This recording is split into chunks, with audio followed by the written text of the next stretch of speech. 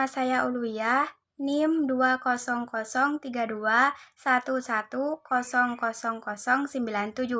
dari kelas Agribisnis C. Pada kesempatan kali ini saya akan menjelaskan tentang analisis jalur atau analis PET. Nah, ini sebagai pemenuhan tugas UAS metode kuantitatif 1. Cikidat.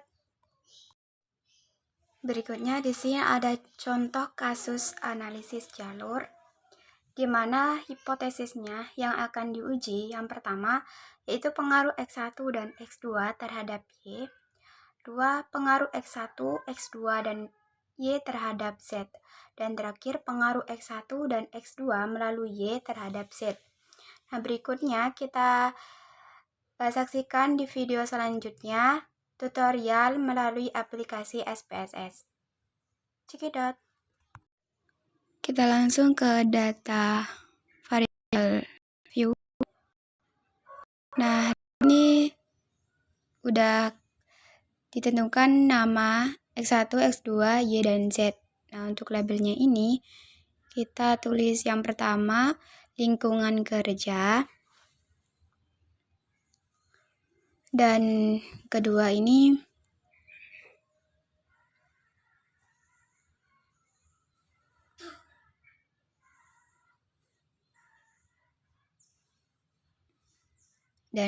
ini adalah insentif.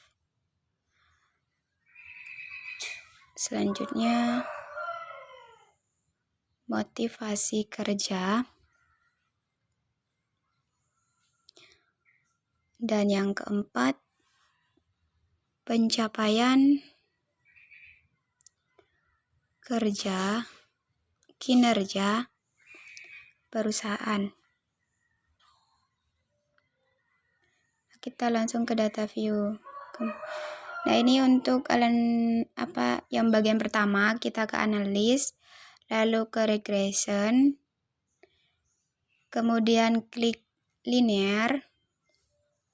Setelah itu kita lingkungan kerja ke independen, insentif ke independen, motivasi ke dependen. Lalu kita klik OK.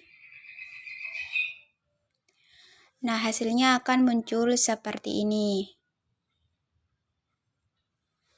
Nah, untuk bagian yang kedua, pembahasan kedua, kita kembali ke data tadi. Lalu kita klik analis seperti tadi, regression, klik linear, lalu kita reset dulu.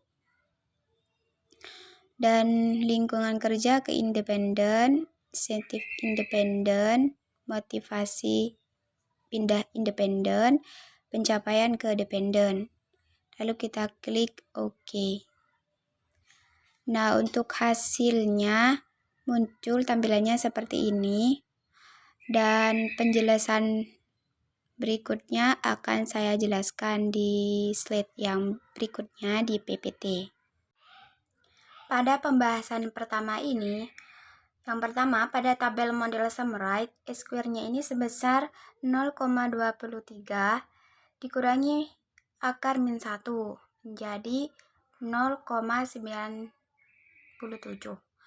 Nah, untuk bagian kedua ini mengacu pada output regresi model pertama pada bagian tabel koefisien, dapat diketahui bahwa nilai signifikan dari kedua variabel yaitu X1 0,680 lebih besar dari 0,05 dan X2 0,93 lebih besar dari 0,5.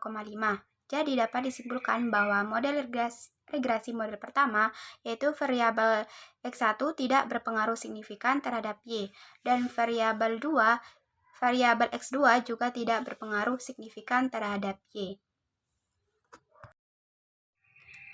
Selanjutnya di bagian pembahasan kedua, pada tabel model summary, square-nya juga sebesar 0,45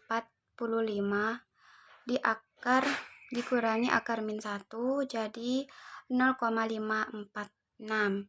Nah, untuk dalam kedua, mengacu pada output regresi model kedua pada bagian tabel koefisien, dapat diketahui bahwa nilai signifikan dari kedua variabel yaitu X1 0,444 lebih besar dari 0,05 dan X2 0,215 lebih besar dari 0,5.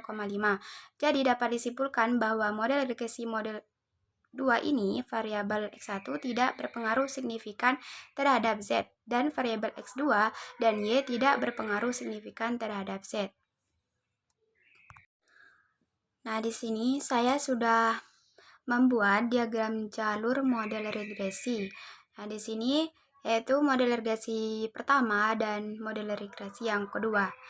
Nah, dari penjelasannya, lingkungan kerja atau X1 sebesar 0,680 terhadap motivasi atau Y tidak berpengaruh signifikan. Untuk insentif atau X2 sebesar 0,933 terhadap motivasi atau Y tidak berpengaruh signifikan. Selanjutnya, untuk lingkungan kerja sebesar 0,680 terhadap pencapaian kinerja perusahaan atau Z tidak berpengaruh signifikan. Nah, untuk insentif sebesar 0,215 terhadap pencapaian kinerja perusahaan atau Z tidak berpengaruh signifikan. Dan motivasi atau Y sebesar 0,515 terhadap pencapaian kinerja perusahaan atau Z tidak berpengaruh signifikan. Cukup sekian dari penjelasan saya. Semoga bermanfaat. Wassalamualaikum warahmatullahi wabarakatuh.